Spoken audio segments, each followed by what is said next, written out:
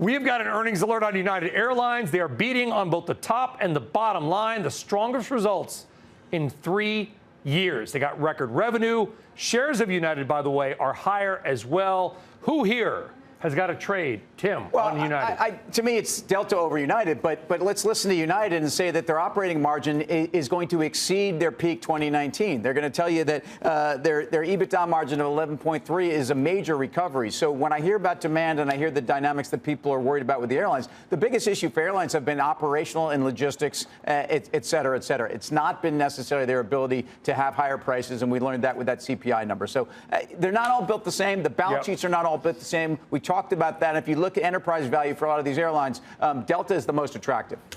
Dan, I'm assuming you did not walk to San Francisco, considering you were here last night.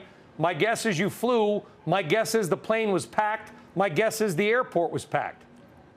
Yeah, you know, the one takeaway I'd say, Sully, is interesting that I saw in these results out of United is that they're cutting their CapEx by about 10%, right? So they're beating earnings here. They're running their businesses better in a difficult environment, maybe from, you know, an input cost standpoint, difficult. Maybe the demand is there. But when you see that sort of CapEx cut in a robust environment where they're guiding up, it tells me that maybe they're managing to get there a little bit, too.